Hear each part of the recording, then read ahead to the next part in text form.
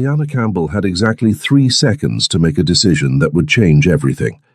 3 seconds to scan the rooftop venue of Miami's most exclusive real estate launch party. 3 seconds to identify the most intimidating man in a room full of powerful people. 3 seconds to cross 20 feet of polished marble. She had to slip her arm through his and pray he'd play along. The man with the sharp jawline and sharper suit turned to look at her. His dark eyes registered surprise for a fraction of a heartbeat before something else flickered there. Curiosity, maybe, or amusement. He was taller than she'd guessed. The way every person within 10 feet subtly shifted away from him told her everything she needed to know about his reputation. "There you are, baby," Ayanna said, her voice steady despite her racing heart. She pressed closer, her hand sliding up to rest against his chest. The expensive fabric of his shirt was warm under her palm. "I've been looking everywhere for you." His gaze moved past her shoulder, toward Justin, no doubt, then back to her face. Understanding dawned in those calculating eyes. "Have you?" His voice was quiet, controlled, with just a hint of an accent that made her pulse skip. Then his arm wrapped around her waist, pulling her against his side with practiced ease. "My apologies. I'm here now." 4 hours earlier, Ayanna had been having a perfectly good evening. She'd arrived at 7:30 sharp at the launch party for the Oceana Residences, Miami's newest ultra-luxury condominium development. She wore a champagne-colored silk dress that complemented her caramel skin and hugged her curves in all the right places. Her hair fell in loose, natural curls past her shoulders. She'd worn the gold hoops her mother had sent from Jamaica for her birthday. Professional but striking, exactly the image she'd cultivated in her 5 years as a rising architect in Miami's competitive luxury market. "Ayanna," Maya Patel waved from near the floor-to-ceiling windows that overlooked Biscayne Bay. Her colleague wore a vibrant emerald dress that made her dark hair shine under the ambient lighting. "You have to see the models. The penthouse design is incredible. Is that your work on the terrace integration?" Ayanna made her way through the crowd of developers, investors, and Miami's social elite. She accepted a glass of champagne from a passing server. The rooftop venue was spectacular. Glass and steel and strategic lighting made the city skyline glitter like a jewelry box. "Partially," Ayanna said, allowing herself a small smile of pride. "I consulted on the indoor-outdoor flow for the upper-tier units. Getting the hurricane-rated glass to disappear into the walls was a nightmare. But you made it happen because you're brilliant," Maya finished, clinking their glasses together. "Have I mentioned lately that having you as competition makes me want to quit and become a food blogger?" "At least twice this month." They laughed, and for a moment, Ayanna let herself relax into the easy camaraderie. This was her world now, the world she'd built herself, one difficult client, an impossible deadline at a time. She was the daughter of a Jamaican nurse who'd cleaned houses to put her through university. Now she rubbed shoulders with people who spent more on watches than her mother's annual salary. She'd earned this, every bit of it. "So," Maya said, lowering her voice conspiratorially, "word is the developer is courting that Korean import-export mogul for the penthouse purchase. Apparently, he collects art and properties like other people collect stamps. Ryu something? You know him?" Ayanna shook her head, scanning the crowd out of habit. It was a habit she hated, always looking, always checking, always making sure. And then she saw him. Justin Harrington stood near the bar, impeccably dressed in a navy suit that probably cost 3 months of her old rent. His blonde hair was perfectly styled. His smile was practiced and charming as he spoke to a group of older men she recognized as partners from his law firm. He looked exactly as he always had, successful, confident, completely in control. Her stomach dropped. "Ayanna." Maya's hand touched her elbow. "You okay? You just went pale." "I'm fine," she said automatically, but she wasn't fine. Justin wasn't supposed to be here. He was a corporate attorney, not a real estate developer. Why would he? His gaze swept the room. She knew the exact moment he saw her. His expression brightened, and he excused himself from his conversation with the focused intensity of a predator spotting prey. "Oh no," Maya breathed. "Is that— I need to go." Ayana set down her champagne glass before she could drop it. "I need to—" But Justin was already cutting through the crowd with that easy confidence that used to make her feel safe, and now made her skin crawl. 4 months since she'd ended it. 4 months since she'd blocked his number, avoided his office building, changed her regular coffee shop. 4 months of him coincidentally showing up everywhere. Her gym, her favorite lunch spot, the art gallery where Indy worked, and now here. Ayana. His voice was warm, familiar, with that slight Boston accent he'd never quite lost despite a decade in Miami. "You look beautiful. I was hoping I'd run into you." "Justin." She forced her voice to stay level, professional. "I didn't realize you had an interest in real estate development." "New client," he said smoothly, his eyes traveling over her in a way that made her want to wrap her arms around herself. "Thought I'd support their launch. Funny how we keep ending up at the same places, isn't it?" It wasn't funny, it wasn't coincidence. The way he'd positioned himself, blocking her exit path, his body angled to cage her in, was exactly the kind of subtle control that had made her realize she needed to get out. "If you'll excuse me," she started, "we should talk." His hand reached for her elbow. "I know you're still angry, but if you just listen—" "She's not interested, Justin." Maya stepped closer, her petite frame radiating protective fury. "Take the hint." His smile didn't waver, but something cold flickered in his blue eyes. "I wasn't talking to you, Maya. Ayana and I have history. We're working through things." "We're not working through anything," Ayana said, pulling her arm away from his reaching hand.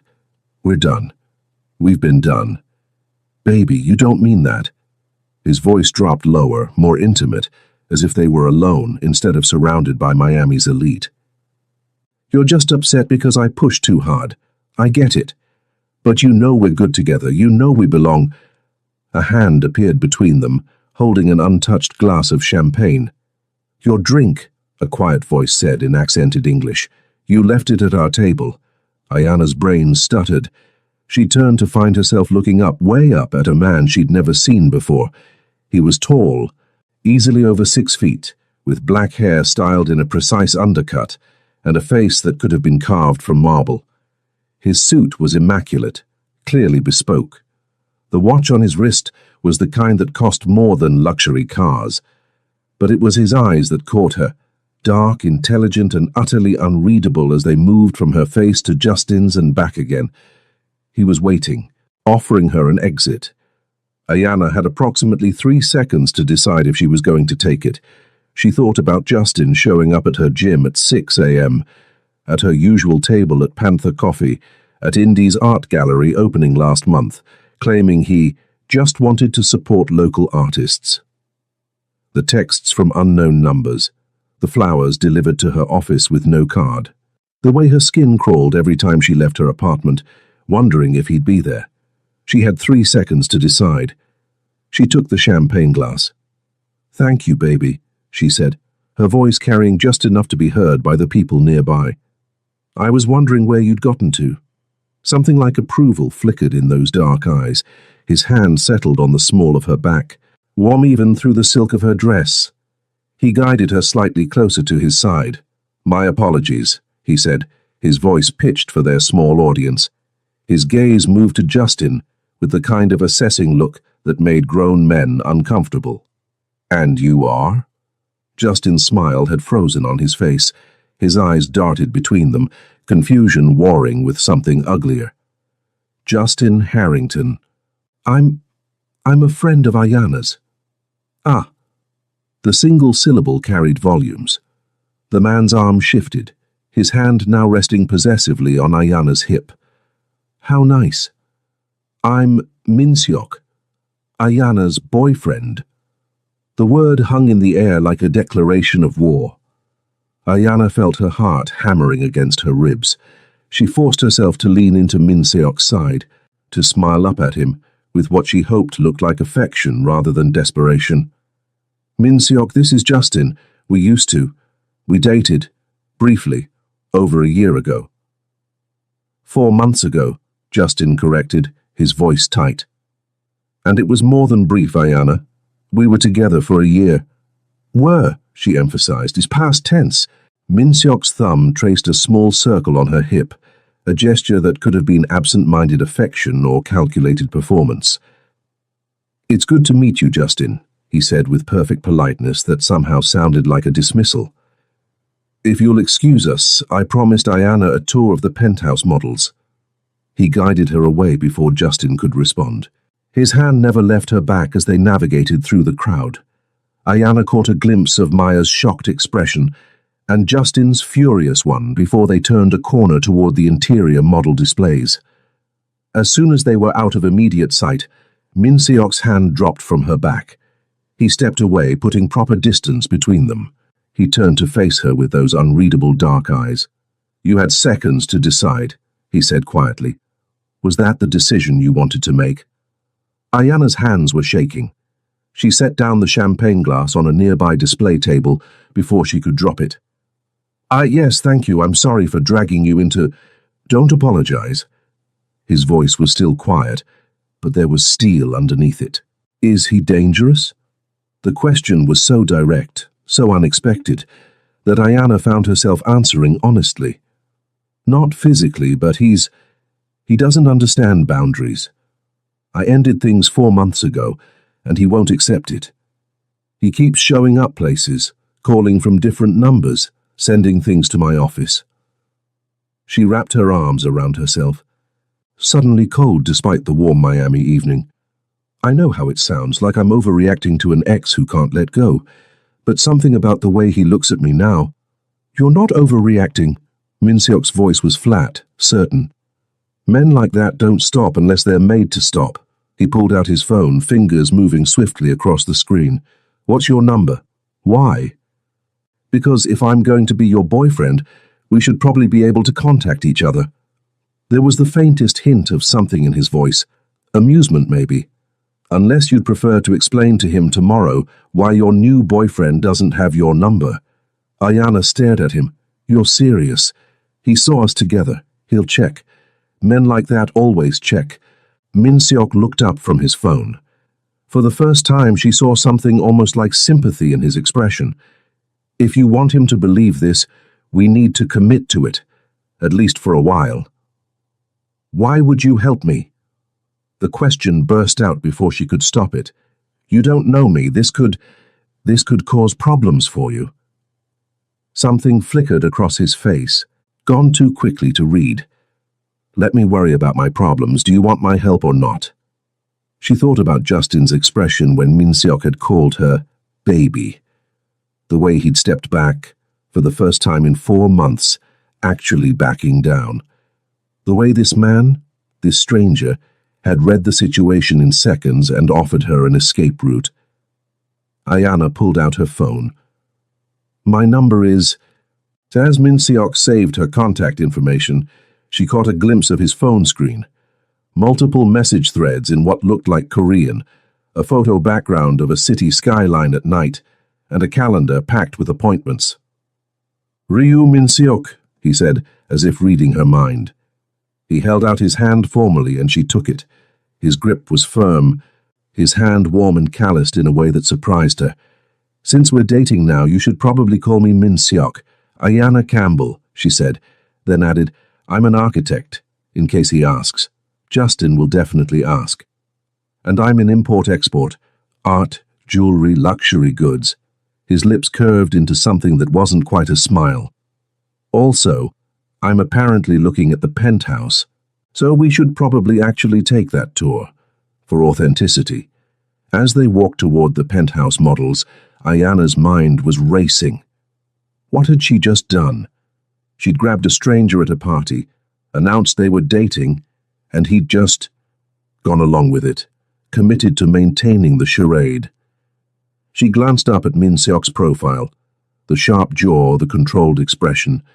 Every person they passed seemed to unconsciously give him space.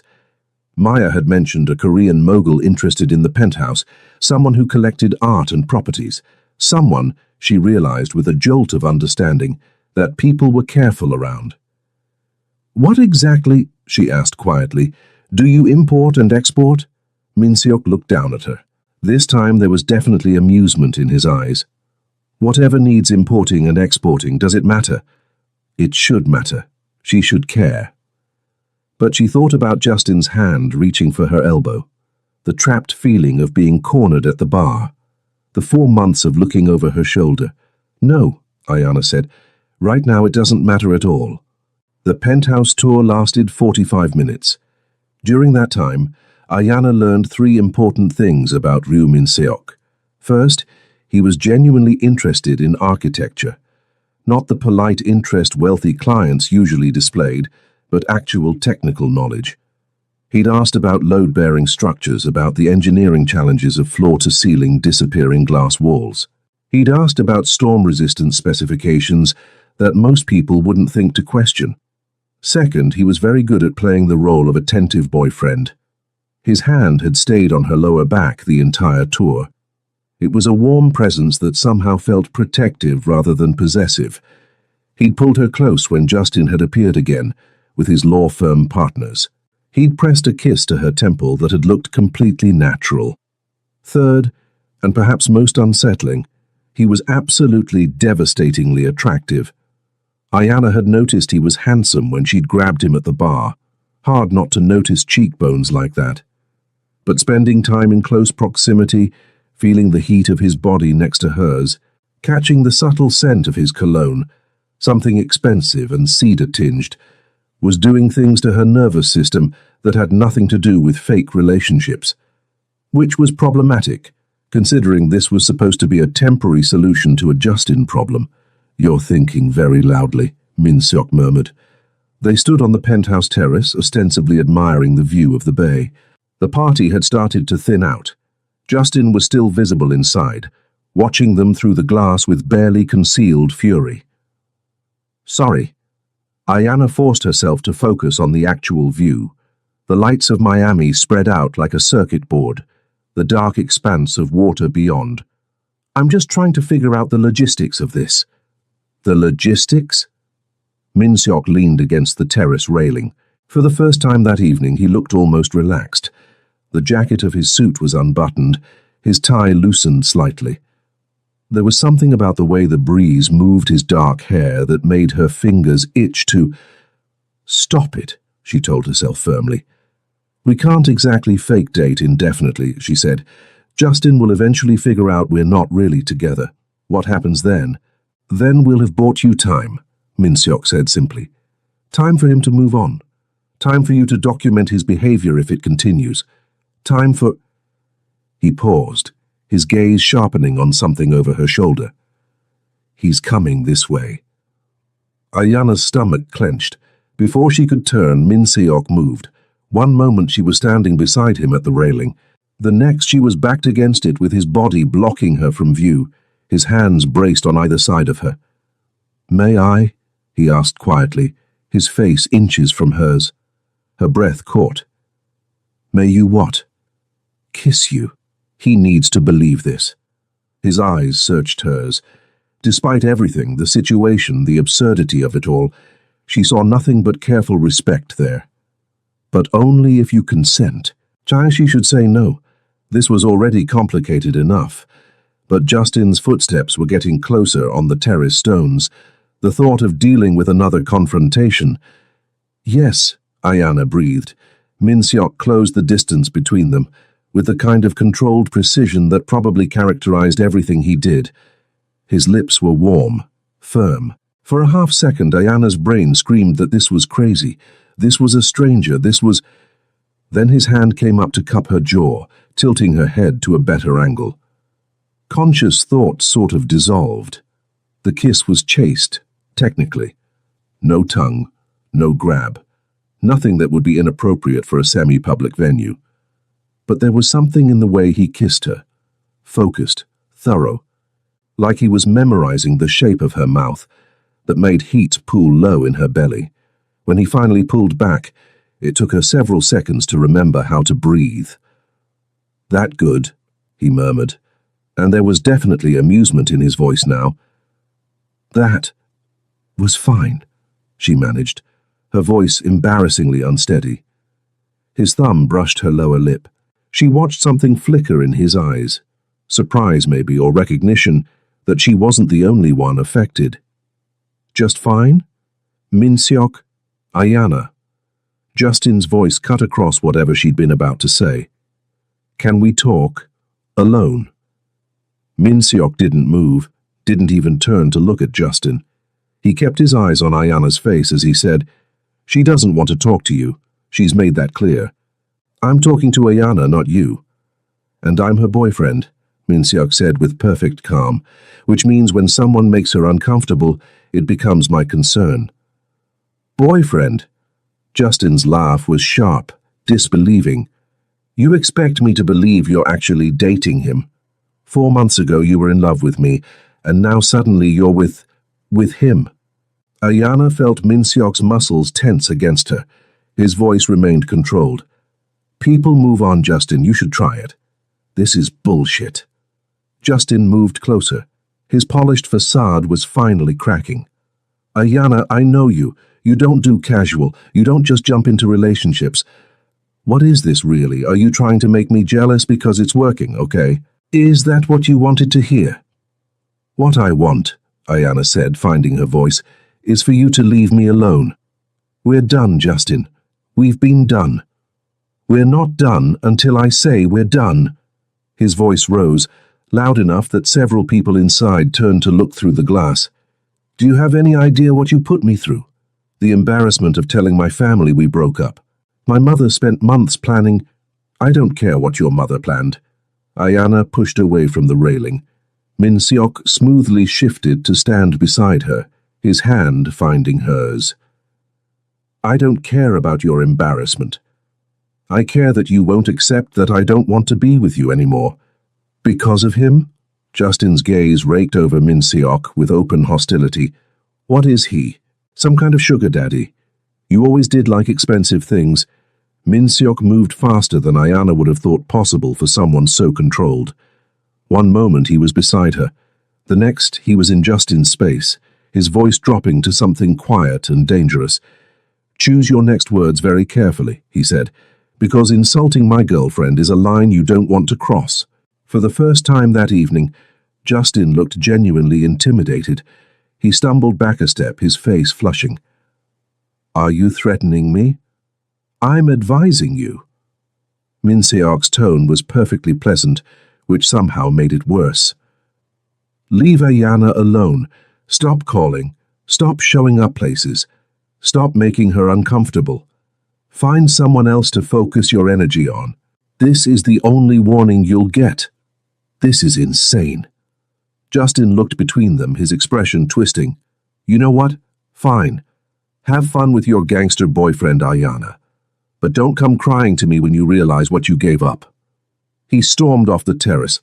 Ayana felt her legs go weak with relief and adrenaline. Minseok's hand was still holding hers. "Are you all right?" "I don't know," she admitted. Her voice was shaking. I think I need to sit down." He guided her to one of the terrace's seating areas. His movements were careful, like she was something fragile, which was ridiculous because she wasn't fragile. She'd built a successful career. She'd left Jamaica with nothing but student loans and determination. She'd ended a relationship that was suffocating her, even when everyone said she was crazy to leave a catch like Justin Harrington. But right now, with the adrenaline crash hitting, Minseok's steady presence beside her, she felt like she might shatter. "Breathe," he said quietly. "In for 4, hold for 4, out for 4.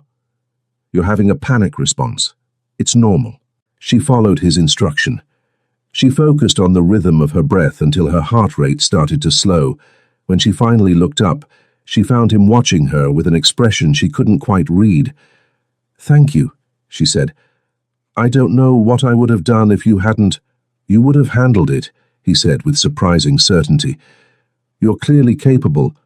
I just made it easier. Still, she managed a shaky smile. I owe you. You don't owe me anything. He stood, offering his hand to help her up. But we should probably leave before he comes back with security or makes more of a scene. Do you have someone who can drive you home? You shouldn't be alone tonight. My friend Indy, Ayana said, pulling out her phone. She's probably wondering where I disappeared to anyway. Good. Min Seok's phone buzzed. He glanced at it with a slight frown. I need to go. But Ayana... He waited until she met his eyes. Save my number. If he contacts you again, call me immediately. Day or night, doesn't matter. Why are you doing this? And she asked. Really? He was silent for a long moment, his dark eyes unreadable. Because I know what it's like to feel trapped, he finally said, and because you had seconds to decide whether to trust me, and you did. That deserves something. Before she could respond, he was gone. He moved through the party with the kind of easy authority that made people step aside without even realizing they were doing it. Ayana stood on the terrace. Her lips still tingled from a fake kiss. Her hand was still warm from where he'd held it. She tried to figure out what, exactly, she'd just started. Her phone buzzed with a text from an unknown number. Your boyfriend should probably have a photo in your phone. For authenticity. MS attached was a selfie. Min Seok in what looked like an office. His expression was serious, but with the faintest hint of a smile in his eyes. The kind of photo a girlfriend would have of her boyfriend. Against her better judgment, Ayana found herself smiling as she saved it to her contacts. 3 days later, Ayana was beginning to think she'd imagined the entire thing. Min Seok had texted twice, once to confirm she'd gotten home safely that night, once to ask if Justin had attempted contact. Both texts were brief, polite. They gave her absolutely no indication of what he was thinking, which was fine. This was a business arrangement, essentially. A mutually beneficial agreement that would hopefully convince Justin to back off. Except she couldn't stop thinking about the kiss. Earth to Ayana. Maya waved a hand in front of her face. They were at their usual lunch spot in Brickell, reviewing proposals for a new mixed-use development downtown. You've been staring at that elevation drawing for 10 minutes. What's going on? Nothing, just thinking. About mysterious Korean moguls who kiss you on terraces? Ayana's head snapped up. How did you... Please, Maya grinned. The entire party was talking about it. Ayana Campbell, who hasn't dated anyone publicly since Justin, suddenly shows up with Ryu Min Seok. Do you have any idea who he is?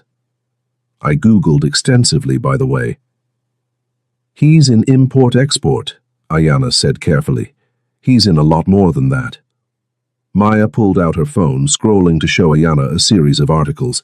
His family company, Ryu Holdings, operates galleries in Miami, New York, and LA, high-end jewelry, international trade. Reading between the lines of these very carefully written business articles means connections to, well, let's just say, interesting circles. Ayana's stomach dropped as she scanned the articles. Photos of Min Seok at gallery openings, art auctions, charity galas, always impeccably dressed, always with that same controlled expression. There were no scandalous exposés, no criminal accusations, but the articles were written with the kind of careful vagueness that suggested the writers knew more than they could print. So he's what exactly? Ayana asked, though she had a sinking suspicion she already knew. Connected, Maya said diplomatically. Very, very connected. Which... She leaned forward, lowering her voice. Look, I'm not judging. After what Justin put you through, if you want to date someone who makes entitled lawyers piss themselves with one look, more power to you. But Ayana, are you sure you know what you're getting into? Before Ayana could answer, her phone buzzed. Min Seok, are you free this evening? We should discuss logistics, and perhaps have dinner. Her pulse jumped. Maya raised an eyebrow. Speaking of, it's just dinner, Ayana said, typing a response. Me. What time? Min Seok. I'll send a car at 7. Dress code is business casual. We're going somewhere public. Nothing that should make you uncomfortable. The fact that he'd specified public, that he considered her comfort level, something in her chest warmed. Just dinner, Maya repeated, looking amused. Sure. Just dinner with the man who looked at you on that terrace like you were the only person in the world. He was acting. Honey, nobody acts that well. At 6:58 p.m., Ayana stood in front of her closet in her Coconut Grove apartment. She second-guessed every clothing decision she'd ever made. Business, casual, public restaurant, not a date. She settled on cream linen pants and a coral silk top that brought out the warmth in her caramel skin. Simple gold jewelry, the hoops again, a delicate chain her grandmother had given her. Minimal makeup, her natural curls loose around her shoulders, professional, friendly. Absolutely not trying to impress him. The fact that she'd changed 3 times meant nothing. At 7:00 p.m. exactly, her phone buzzed with a text from an unknown number. Your car is downstairs. Black sedan. Ayana grabbed her purse and headed down. She told herself her racing heart was just nervous energy. The car was actually a very nice Mercedes. The driver was a polite man who introduced himself as Lim and confirmed her identity before opening the door. Inside, she found a single white orchid on the seat with a note in precise handwriting. For authenticity, boyfriends send flowers. So. Despite herself, Ayana smiled. The drive took them to South Beach, to a restaurant she'd heard of but never been able to afford, a fusion place that somehow managed to be both upscale and intimate. Min Seok was already there, standing as she approached the table. He'd dressed down from the party, dark slacks, a white button-down with the sleeves rolled to his forearms, no tie. He looked younger this way, more approachable, though his eyes still held that watchful intensity. Ayana. He waited until she was seated before taking his own chair. Thank you for coming. Thank you for the orchid, though I should probably tell you that boyfriends usually send roses. Roses are predictable. His lips curved slightly, and you don't seem like someone who appreciates predictable. Fair point. A server appeared with menus and wine recommendations. For a few minutes they occupied themselves with ordering. Min Seok spoke Spanish to the server with the same ease he spoke English. She found herself wondering how many languages he knew. So, he said once they were alone again, logistics. We should establish some ground rules. Rules? For the arrangement. He pulled out his phone, opening what looked like a notes app. Duration. I suggest 3 weeks. That's long enough to establish the relationship publicly, long enough to give Justin time to back off, short enough that we can claim incompatibility and part ways without drama. 3 weeks.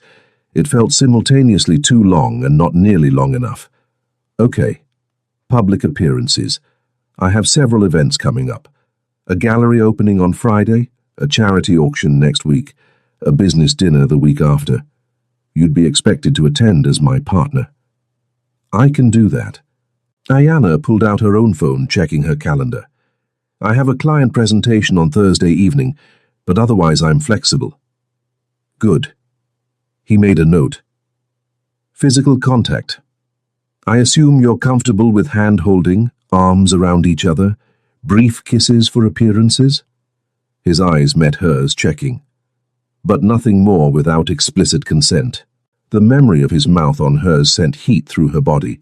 Yes, that's fine. Communication. We should text daily. Nothing elaborate. Just enough that if he's somehow monitoring your phone, there's a visible relationship. His expression darkened slightly. Has he contacted you since the party? Twice. Different numbers both times. I didn't answer. Min Seok's jaw tightened. Forward me the numbers, I'll handle it. Handle it how? Let me worry about that. He leaned back as their appetizers arrived. Hamachi crudo for her, some kind of short rib dish for him. Now, tell me about your work. If we're dating, I should probably know more than she's an architect. And just like that, they slipped into actual conversation. Ayana found herself telling him about her latest project, a sustainable housing development in Overtown that was proving more complicated than anticipated. Min Seok listened with genuine interest. He asked questions that showed he actually understood the technical challenges she was describing. "You care about it," he observed, "the housing project, more than your luxury commissions. Is it that obvious?" "You lit up when you started talking about green roofs and solar orientation." His lips curved. "It's attractive, that kind of passion." Ayana's pulse jumped. "I thought this wasn't supposed to be a real date." "It's not," but his eyes held hers. There was something in his expression that made her breath catch. "Doesn't mean I can't appreciate passion when I see it." She was saved from having to respond by the arrival of their entrees. They ate in comfortable silence for a few minutes before Min Seok spoke again. "Maya was right, you know, about Googling me." Ayana nearly choked on her wine. How did you—" "Maya Patel, architect at Morrison and Chen. She sat 2 tables over at the party and has been your colleague for 3 years. She also has excellent taste in jewelry. She was wearing a piece from one of my galleries." He said it matter-of-factly, like casual background checks were normal. "I assume she told you that my business dealings are complicated." She used the word connected. A diplomatic choice. Min Seok set down his fork, his expression serious. "I won't lie to you, Ayana. My family's business operates in grey areas. We're legitimate on paper. But the people we work with, the nature of some transactions—" He paused. "You deserve to know what you're associating yourself with, even temporarily." "Are you dangerous?" The question came out before she could stop it. "To you, no, never." His voice was absolutely certain. "To people who threaten what's mine, yes." Something about the way he said "what's mine," like it included her at least for the duration of this arrangement, made her stomach flip. "I'm not asking you to be part of that world," he continued. "This is theater, nothing more. But I won't pretend I'm something I'm not." Ayana studied him. The sharp lines of his face, the controlled posture. The way his eyes watched her like he was waiting for her to bolt. She thought about Justin, who'd seemed so safe, so respectable, who'd turned into a nightmare, and Min Seok, who'd been upfront about the grey areas, who'd asked permission before kissing her, who'd specified public venues so she'd feel safe. 3 weeks, she said. We maintain the appearance of dating. We attend each other's events. We convince Justin I've moved on. Yes, and after 3 weeks? After 3 weeks we have a public but amicable breakup. Incompatible schedules, different life goals, whatever story you prefer. His expression softened slightly. And I'll make sure Justin doesn't bother you again. How? Better you don't know the details. At her look, he added, nothing illegal, just persuasive conversations with the right people. Justin's law firm depends on certain connections. Those connections can be influenced. It should bother her. It probably said something not great about her that it didn't. Okay, Ayana said. 3 weeks. Min Seok raised his wineglass. To mutually beneficial arrangements. She clinked her glass against his. She told herself the flutter in her stomach was just nerves about the deception. It had nothing to do with the way he was looking at her. Nothing at all. 1 week into their arrangement, Ayana was forced to admit that fake dating Ryu Min Seok was significantly more complicated than she'd anticipated. The complications started Friday night at the gallery opening. Min Seok's gallery in Wynwood, one of 3 he owned in Miami, was showcasing a new artist whose work apparently commanded 6 figures per piece. The crowd was Miami's art world elite, mixed with what Ayana was learning to recognize as Min Seok's business associates, well-dressed people who spoke in quiet voices, who looked at her with curious, assessing eyes.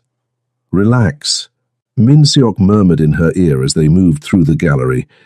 His hand was warm on her lower back, a touch that had become familiar over the past week. You're doing fine. Everyone's staring. You're beautiful, and you're with me. Of course they're staring. The casual way he said it, beautiful, made her pulse skip. Over the past week, she'd learned that Min Seok deployed compliments like surgical strikes, precise, genuine, and devastatingly effective. He texted her every morning with something simple. "That color looks good on you," in response to the photo she'd sent getting ready for work. Or, "Your presentation went well." After her Thursday client meeting, nothing over the top, nothing that felt fake, which somehow made it worse. Min Seok, a woman approached, elegant in a black dress, her silver hair swept up in a chignon. "The Kim collection is magnificent. You've outdone yourself." "Isabel." Min Seok's expression warmed slightly. "I'm glad you approve. This is Ayana Campbell, my girlfriend. Ayana Isabel Moreau. She curates our LA gallery." Isabel's eyes brightened with interest as she shook Ayana's hand. "The architect. Min Seok mentioned you're working on that housing development in Overtown. We should talk. I've been looking for someone who understands sustainable design for a project in Santa Monica." They spent 20 minutes discussing green architecture, while Min Seok excused himself to speak with other guests. When he returned, Isabel was writing down Ayana's contact information. "I like her," Isabel said to Min Seok. "She has substance. Don't screw this up." After she'd walked away, Ayana turned to him. "You told her about my housing project?" "I mentioned it. Why?" That's not part of the arrangement, helping my career." "Consider it a bonus." His hand found the small of her back again. He guided her toward a painting that looked like chaos rendered in gold leaf. "Besides, Isabel genuinely needs an architect. I'm just facilitating a connection." "Still." He turned to face her. In the dim gallery lighting, his dark eyes were almost black. "Does it bother you that I want to help? It complicates things. Things are already complicated." His thumb traced a small circle on her back. She wondered if he even realized he was doing it. "What's one more complication?" Before she could answer, his phone buzzed. He glanced at it. Something flickered across his face. Irritation, maybe, or concern. "I need to take this. Will you be all right for a few minutes?" "I'm a grown woman at an art gallery, not a damsel in distress." His lips curved. "No, you're definitely not." But he still caught the attention of a serious-looking man in a suit who'd been hovering near the entrance. "Soo-hyuk, stay with Ayana. I'll be back shortly." The man, Lim Soo-hyuk, she'd learned was Min Seok's right hand, nodded. He moved closer as Min Seok disappeared into a back office. Ayana found herself standing in front of the gold leaf painting. She tried not to feel like she was under guard. "You don't have to babysit me," she said to Soo-hyuk. "It's not babysitting. It's—" He paused, considering. "Min Seok is particular about security. Is there a reason I need security at an art gallery?" Soo-hyuk's expression remained neutral. "There's always a reason for security in our line of work." Which wasn't ominous at all. Min Seok returned 15 minutes later. His expression was controlled, but with a tension in his shoulders that hadn't been there before.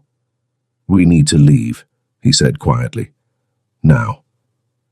"What's wrong?" "Nothing you need to worry about." He was already guiding her toward the exit. Soo-hyuk fell in behind them. "I'll explain in the car." The Mercedes was waiting outside. As soon as they were inside with the privacy screen up, Min Seok pulled out his phone. "Show me Justin's latest message." "How did you—" "Show me." Ayana opened her messages with shaking hands. Justin had texted an hour ago from yet another unknown number. "Saw you at the gallery with your boyfriend. He's using you, Ayana. I know his type. Call me, I can protect you." Min Seok's jaw clenched. He was there, at the gallery. "That's impossible. I would have seen—" "Outside, probably, watching through the windows." Min Seok's fingers moved swiftly across his phone screen. "He's escalating. This isn't just persistence anymore." Fear coiled in Ayana's stomach. "What do we do?" "First, you're going to file a police report. Document everything. The calls, the texts, tonight's surveillance. His voice was calm, methodical. Second, I'm going to have a conversation with Justin. What kind of conversation? The kind that makes clear there are consequences for stalking. At her expression, he added, legal consequences. I have lawyers, Ayana. Good ones. We'll pursue a restraining order. He's a lawyer himself. He'll fight it. Let him. Minseok's hand found hers. His thumb brushed over her knuckles. But he should understand what he's up against. The car pulled up in front of her apartment building. A nice but modest place in Coconut Grove, nowhere near the luxury Minseok probably inhabited. He walked her to her door despite her protests. His presence was somehow both comforting and unsettling. I'm sorry, she said as she unlocked her door. This whole thing, the arrangement, it was supposed to make things better, not worse. This isn't your fault. Minseok's voice was gentle but firm. Justin's behavior is his choice. You're not responsible for it. Still. She leaned against the doorframe, suddenly exhausted. Maybe we should end this. The fake relationship, if it's making him more aggressive. No. The word came out sharp, then softer. No. Backing down now would only reinforce his belief that he can control you through intimidation. His hand came up to cup her jaw, his touch careful, unless you want to end it. If this is too much, it's not that. Ayana found herself leaning into his touch without thinking. It's just, 1 week ago this was supposed to be simple, a temporary arrangement. And now it's complicated, he finished. His thumb brushed her cheekbone. I know. They stood there for a long moment, his hand on her face, her heart beating too fast. Up close, she could see tiny flecks of amber in his dark eyes, could feel the warmth of his breath. Minseok, she whispered, this isn't fake anymore, is it? His expression shifted, surprise, recognition, something that looked almost like relief. No, he said quietly. It stopped being fake somewhere around day 3. That's a problem. I know. But he didn't move away. We have rules, an end date, a clean exit strategy. We do. This complicates all of that. It does. Neither of them moved. His thumb traced her lower lip. She watched his pupils dilate. The air between them felt electric, charged with possibility and terrible timing. I should go, Minseok said, but he didn't sound convinced. You should. Ayana. His voice dropped lower, rougher. If I kiss you right now, it won't be for Justin's benefit. It won't be part of the arrangement. Her breath caught. I know. That's not a no. No, she breathed. It's not. He kissed her. Not the controlled, public, appropriate kiss from the party terrace. This was thorough, consuming. His mouth moved over hers with barely restrained hunger. His hand slid into her hair, tilting her head back. His other arm wrapped around her waist to pull her flush against him. Ayana heard herself make a sound, half gasp, half moan, and his grip tightened in response. When they finally broke apart, both breathing hard, Minseok rested his forehead against hers. This is a terrible idea, he murmured. The worst, she agreed. We have 2 weeks left in the arrangement. 13 days. We agreed on a clean exit. We did. His hand was still in her hair, his thumb tracing the line of her jaw. What do you want to do? Ayana pulled back enough to meet his eyes. I want. She took a breath. I want to see where this goes, for real. No arrangement, no end date. That's not what we agreed to. I know.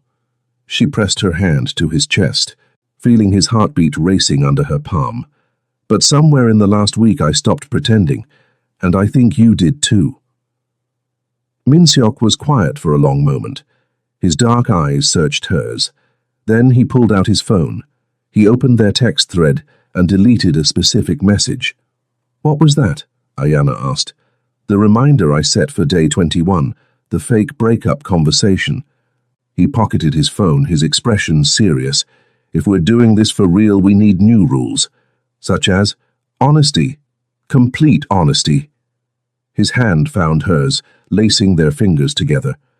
My life is complicated. My work touches gray areas that most people don't want to know about. If you're going to be with me, really with me, you need to understand what that means. So tell me. He did. Standing in her doorway at midnight, Min-seok told her about Ryu Holdings. How it started as a legitimate import business, but grew to include acquisitions that existed in legal gray zones, art pieces that moved through unofficial channels, jewelry with questionable provenance, protection services for people who couldn't go to the police. I don't hurt innocent people, he said. I don't traffic in anything that exploits the vulnerable, but I'm not a good man by conventional standards. I never asked you to be good, Ayana said. I asked you to be honest. Something shifted in his expression. Relief, maybe, or gratitude. There's more. I have enemies. Business rivals, mostly. But there's an Irish crew in Miami, Jamie O'Brien's people, that's been pushing into territory we've held for years. Dating me puts you in proximity to that conflict. Is that why Soo-hyuk stayed with me at the gallery? Because of O'Brien? Partially. Also because you're important to me. I protect what's important to me. The casual way he said it, you're important to me, made her heart stutter. What else should I know? Ayana asked. My family's in Korea. My father built this business. When he died 5 years ago, I took over. I send money back to support my mother and younger sister. They know nothing about the gray areas. They think I'm a respectable art dealer. He paused. I'd like to keep it that way. Okay? Okay? He looked almost surprised. That's it? No judgment? No questions about morality? I have questions, Ayana said. Lots of them, but Min-seok... She squeezed his hand. You were honest with me from the start. You never pretended to be something you're not. That's more than I can say for the supposedly good man I dated before you. His thumb brushed over her knuckles. Justin. Justin checked every box on paper. Good job, good family, good reputation. Underneath all that respectability, he was controlling, manipulative. He couldn't hear the word no. She met Min-seok's eyes. You operate in gray areas. But you asked permission before kissing me. You specified public venues so I'd feel safe. You've been more respectful in 1 week than he was in a year. That's a low bar. Maybe. But you cleared it by a mile. Min-seok pulled her close, his arms wrapped around her in a way that felt both protective and possessive. I don't know how to do this, he admitted quietly. The real relationship thing. It's been... He paused. It's been a long time since I let myself want something this much. Then we'll figure it out together. Ayana rested her head against his chest. She heard his heartbeat steady under her ear. No arrangement, no fake dates, just us. Just us, he echoed. Then, after a moment, you should probably know. I'm going to want to keep you safe. It's part of who I am. If that feels like too much... There's a difference between protection and control, Ayana said. You've been careful about that line. Justin never was. Still, if I overstep, tell me. I will. She pulled back to look up at him. And Min-seok? I'm not fragile. I left Jamaica with nothing but student loans and a dream. I built a career in a competitive industry. I ended a relationship that everyone said I should stay in. I'm stronger than I look. His eyes softened. I know you are. That's part of what... He stopped, shook his head. It's late. You should get some sleep. What were you going to say? That's part of what draws me to you, Mon, he finished quietly. Your strength. The way you marched up to me at that party and decided I was your escape route. The audacity of it. His lips curved slightly. I'm used to people being afraid of me. You never were. Should I be? God, I hope not. He kissed her again, softer this time, lingering. Then he was gone. Ayana stood in her doorway. Her lips tingled and her carefully organized life was in beautiful, terrifying chaos. Her phone buzzed with a text. Min Seok. Lock your door. Set your alarm. Text me when you're inside safely. Then, a moment later, Min Seok also, I'm glad we stopped pretending. Ayana smiled, locked her door and sent back, me too. The next 2 weeks unfolded like a fever dream of real dates, stolen kisses, and the gradual dismantling of every wall Ayana had built around her heart. Min Seok took her to a tiny Jamaican restaurant in Little Haiti that her mother would have approved of. He ate jerk chicken with his hands. He didn't flinch at the Scotch bonnet heat. She dragged him to a community meeting about her housing project. He surprised her by offering to donate materials through one of his supply connections. They had dinner at his penthouse, a minimalist space in Brickell with floor-to-ceiling windows, art that was probably worth more than her annual salary. He cooked for her, surprisingly domestic in his expensive kitchen. He admitted he'd learned from his mother before leaving Korea. She wanted to make sure I could take care of myself, he'd said, plating bibimbap with careful precision. She worried I'd starve in America. Did you? Almost. That first year was rough. He'd smiled then, a real smile that transformed his usually controlled expression. I ate a lot of instant ramen. They talked about everything. Her childhood in Kingston before her mother moved them to Miami. His years building the business from his father's modest import company into something larger and more complicated. They talked about the things they'd lost, the choices they'd made, the futures they were trying to build, and they kissed. A lot. Min Seok was an attentive lover in all the ways that mattered, careful about consent, asking what she liked, paying attention to the sounds she made. The first time his hand slipped under her shirt, he'd paused to check if it was okay. The first time they stayed in instead of going out, he'd made sure she had an exit strategy if she changed her mind about being alone with him. I don't want to rush you, he'd said.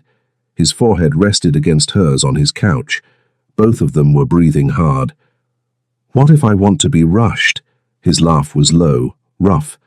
Then we'll rush, but only when you're sure. She was sure, terrifyingly, beautifully sure. The problem was Justin. He'd gone quiet for a week after Min Seok's lawyers had served him with a cease and desist letter. Then he'd started showing up again, at her gym, at her favorite coffee shop. Once outside her building at 6 a.m. when she left for a morning run. This is harassment, Indy had said furiously when Ayana called her after the gym incident. File a police report. Get a restraining order. I'm working on it, Ayana had said, which was true. Min Seok had connected her with a lawyer who specialized in stalking cases. They were building a documentation trail, but restraining orders took time. Justin seemed to be getting more unstable. The situation came to a head 2 weeks into the real relationship. At a charity auction, Min Seok had insisted they attend. It was a black tie event at the Perez Art Museum. Ayana had worn a floor-length emerald gown that made Min Seok's eyes go dark with appreciation. You're stunning, he'd murmured. His hand settled on her bare back as they entered the venue. You're not so bad yourself. He'd worn a midnight blue tuxedo that probably cost more than her monthly rent. Ayana had spent an unreasonable amount of time thinking about taking it off him later. The auction went smoothly. Min Seok bid on several pieces. Ayana networked with potential clients. They'd just won a contemporary sculpture when someone grabbed her elbow. Ayana, we need to talk. Justin. He was slightly disheveled. His bow tie was loosened. His eyes were bloodshot. He'd clearly been drinking. When Min Seok moved between them with lethal calm, Justin's expression twisted into something ugly. Get away from her, Justin slurred. This is between me and my girlfriend. She's not your girlfriend, Min Seok said quietly. She never was. Now let go of her arm before you do something you'll regret. Regret? Justin laughed high and sharp. I regret ever letting her go. I regret not fighting harder when she got these stupid ideas in her head. I regret... His grip tightened. Ayana winced. You don't understand what we had. What we could still have if she'd just listen. Min Seok moved. One moment, Justin was gripping her arm. The next, he was stumbling back. His hand was empty. Min Seok was positioned between them like a human wall. Security was already converging on their location, alerted by God knew what signal. "Touch her again," Min Seok said, his voice carried despite its quietness. "And I will make your life very difficult. Your law firm depends on clients I know. Your reputation depends on connections I can influence. Walk away now while you still have both. You can't threaten me. I'm not threatening. I'm promising." Min Seok's expression was terrifying in its calm. "Ayana has filed a police report. She's pursuing a restraining order. You've been served with a cease and desist. Every appearance, every text, every violation is documented. If you continue this behavior, I will ensure you face consequences. Do you understand?" Justin's face had gone pale. "She's not worth this," he spat. "She's not worth throwing away everything. She's worth more than you could ever understand." Min Seok's hand found Ayana's. His grip was gentle despite the tension in his shoulders. "And you'll never get the chance to appreciate that, because you'll never speak to her again." Security escorted Justin out. Several museum patrons had stopped to watch the confrontation. Ayana felt her face heating with embarrassment and residual fear. "Are you all right?" Min Seok asked quietly. His thumb brushed over her knuckles. Her voice shook. "Can we go? Please?" They left immediately. Min Seok guided her to the car with careful attention. In the privacy of the Mercedes, Ayana finally let herself fall apart. The tears came fast and angry. Tears of frustration, fear, and the bone-deep exhaustion of months of looking over her shoulder. "I hate this," she choked out. "I hate that he's made me afraid to go to my own gym. I hate that I can't enjoy a simple event without worrying he'll show up. I hate—" Her voice broke. "I hate that I'm crying over someone who doesn't deserve it." "Come here." Min Seok pulled her into his arms. His hand stroked her back in soothing circles. "You're not crying over him. You're crying because you're exhausted from fighting. That's different." "Is it?" "Yes." His voice was firm. "You're one of the strongest people I've ever met, Ayana. But strength doesn't mean never breaking down. It means getting back up after." She buried her face in his shoulder. She breathed in the cedar scent of his cologne until her tears slowed. "I'm getting makeup on your tuxedo. I don't care about the tuxedo. It probably costs more than my car. I definitely don't care about the tuxedo." He pulled back enough to cup her face. His thumbs wiped away her tears. "What do you need right now?" "I need—" She took a shaky breath. "I need this to be over. I need to stop being afraid. Then we'll make it stop." Min Seok pulled out his phone, already typing. "Soo-hyuk, I need surveillance on Justin Harrington. 24 hours, every violation of the cease and desist documented, and send word to our contacts at his firm. Let them know there are concerns about his behavior." "Min Seok, you don't have to—" "Yes, I do." His expression was resolute. "Because you're mine, and I protect what's mine, always." The word, mine, should have bothered her, should have felt like possession rather than protection. But in Min Seok's voice, with his careful touch still on her face, it felt like a promise instead. "Take me home," she said quietly. "You're home." His eyes darkened. "Ayana, I'm sure." She pressed her hand over his heart, feeling it race. "I don't want to be alone tonight. I don't want to think about Justin or fear or any of it. I just want—" She met his gaze. "I want you." "Are you certain?" His voice was rough.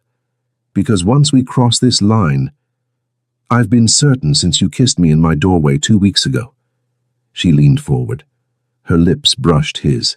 "Maybe since that first night on the terrace. So yes, Min Seok, I'm certain." The drive to his penthouse took 15 minutes that felt like hours. Min Seok kept her hand in his the entire time. His thumb traced patterns on her palm that made her pulse race. When they finally reached his building, He guided her through the lobby with careful attention, as if she might disappear if he stopped touching her.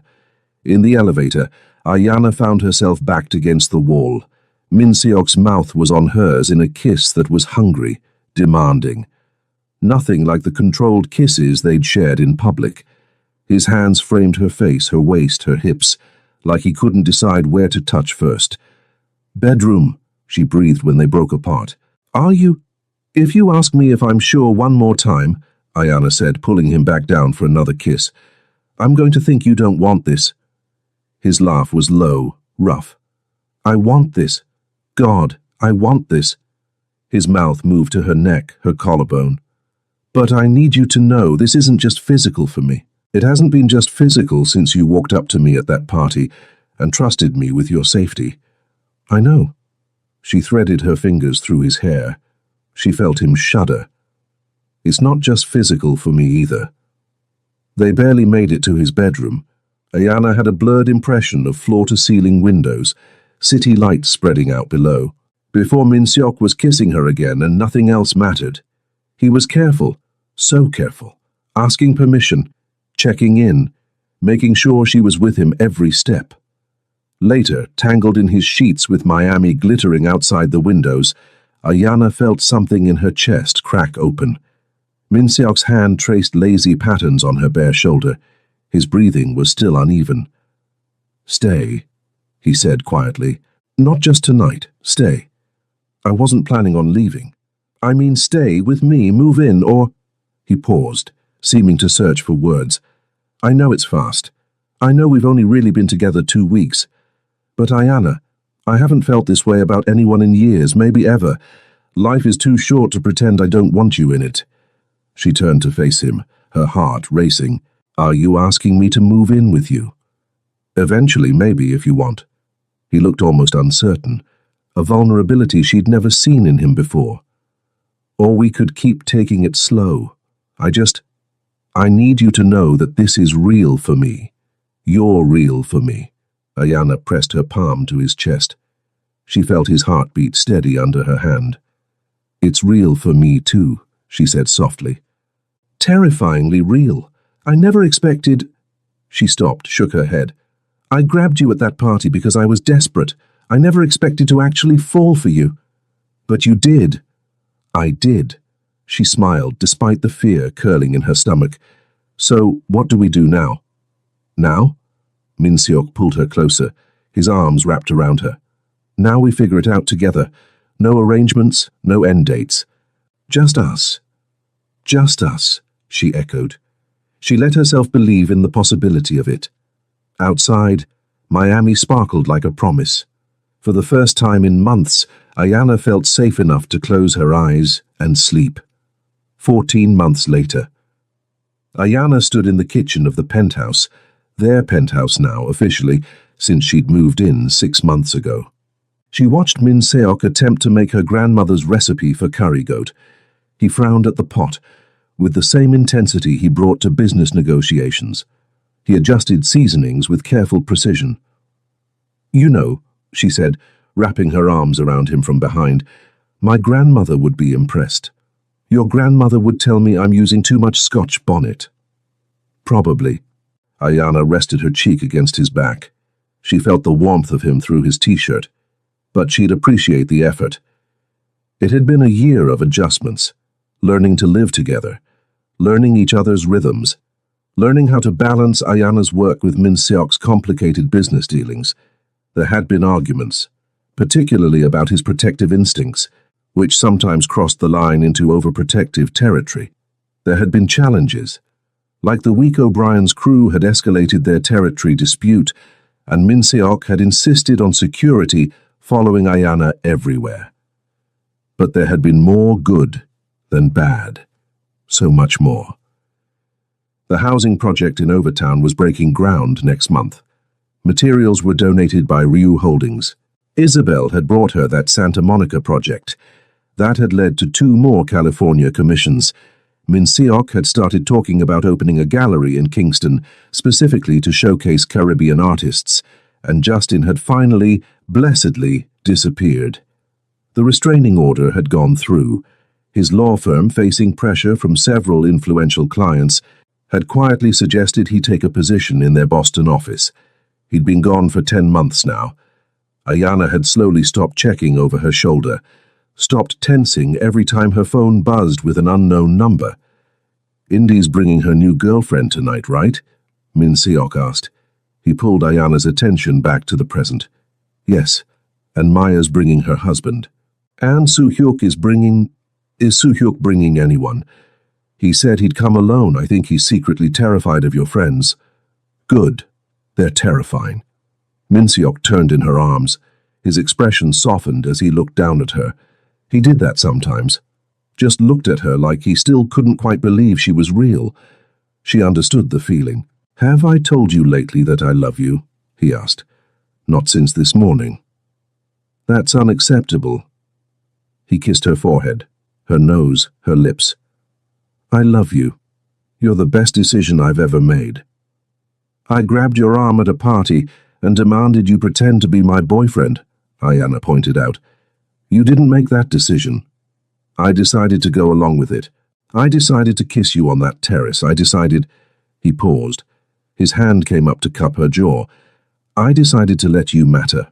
That was the decision." Something warm bloomed in Ayana's chest. "Well then," she said, stretching up to kiss him properly, "I'm glad you decided to let me matter because you matter too. Quite a lot, actually." "Quite a lot?" "An unreasonable amount." His laugh rumbled through his chest. Ayana felt it resonate in her own ribs. This warmth, this rightness, this sense of home was what she'd been missing with Justin. This was what real partnership felt like. The doorbell rang, announcing the arrival of their dinner guests. Min Seok stole one more kiss before heading to answer it. Ayana turned back to the curry, smiling. She'd had seconds to decide that night at the party. Seconds to choose between staying trapped in Justin's orbit or taking a wild chance on a stranger who looked dangerous and turned out to be safe. Best seconds of her life. "Ayana!" Indy's voice carried from the entryway. "Why didn't you tell me your boyfriend's penthouse has a view that makes my apartment look like a shoebox?" "Because you would have judged me." "Darn right I'm judging you. This is ridiculous." Ayana laughed. She heard Min Seok's quieter responses and the general chaos of friends arriving. She checked the curry one more time. She adjusted the rice. Then she went to join them. This was her life now, a life she'd built herself with a partner who respected her strength and loved her anyway. A life that had started with seconds to decide and had become something neither of them had planned, but both of them needed. She wouldn't change a single second of it.